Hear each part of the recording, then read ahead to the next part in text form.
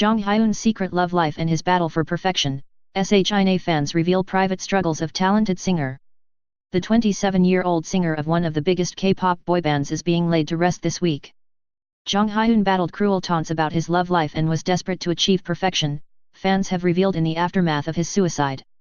The lead singer of Korean K-pop boy band SHINA was just 27 when he took his own life on December 18, leaving millions of fans devastated. While the manufactured band's management kept strict control of their young charges' careers, little snippets of Jong-Hyun's life cast light on what he may have been going through. Jong-Hyun, real name Kim Jong-Hyun, was a founding member of SHINA in 2008 and became one of the most enduring artists within the industry. But the pressure to be seen as perfect while living life as a normal 20-something took its toll on the star. Korean pop is one of the most influential music industries in the world, boasting hundreds of young and hungry artists who not only sing, but must also dance and act to jet themselves into the entertainment world. A handful of record companies are responsible for the careers of scores of bands, and will work with them on breaking into the Japanese and Chinese markets by learning the local languages and better sell records across national borders. Young teens idolize K-pop artists and bands, whose members can often run into the double figures, and talent shows spit out new combinations of talented singers every cycle. Fans are encouraged to vote out singers of popular groups if they no longer believe the singer deserves a spot. K-pop artists withstand a brutal turnaround time with their new releases. Radio play tends to last for around a month for big singles, in comparison with the UK and US, where popular artists can dominate the charts for weeks at a time, and BuzzFeed reports how Korean pop stars must put out new music every 3 months, or else risk being forgotten about.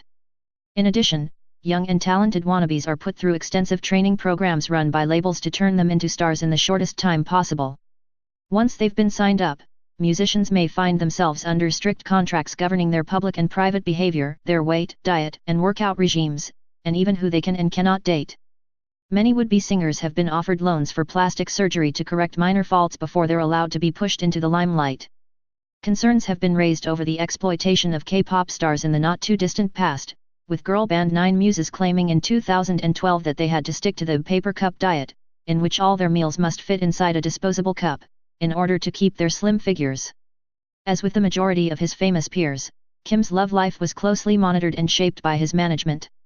He was first linked to Korean singer Ura after gushing over her music in a radio interview, but heartbroken fans reacted angrily to his comments. He later apologized for upsetting the fans and said he'd only been praising her as an artist. Jong-Hyun was also rumored to be dating the TV star Lee Yoo-bi, who had appeared in 2011's Vampire Idol when pictures of them holding hands emerged in Korean media. But both of their agents denied the claims, insisting they were just friends. Jong-Hyun's first serious relationship was in 2010 with the actress Shin Se-kyung, who he was with for 9 perfectly orchestrated months before their split the following year over their busy schedules. But fans were convinced the two belonged together and have campaigned ever since for them to have their happily ever after.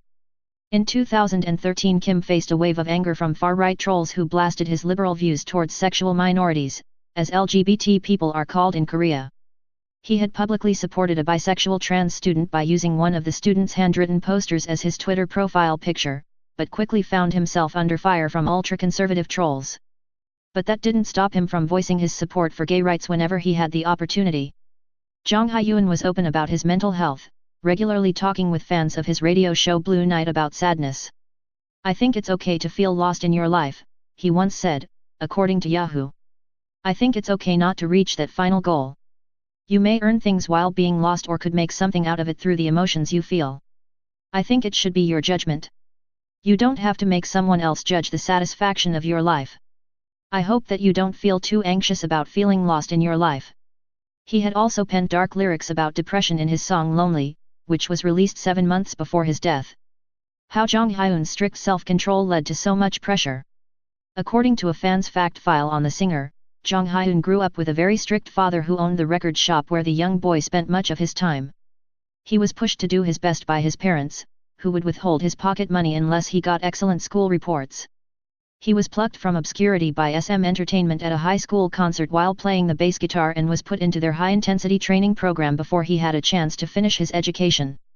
He once spoke of the pressure to perform well in front of music industry bots, telling one interviewer that when he didn't sing well at training camp, he would go upstairs to the deserted floors and cry out his frustration alone. Jong-Hyun also admitted he was something of a hypochondriac and frequently worried about his health, making sure he got plenty of exercise and carefully watched his diet. His worries were echoed in the final texts he sent his older sister, while begging her to let him go.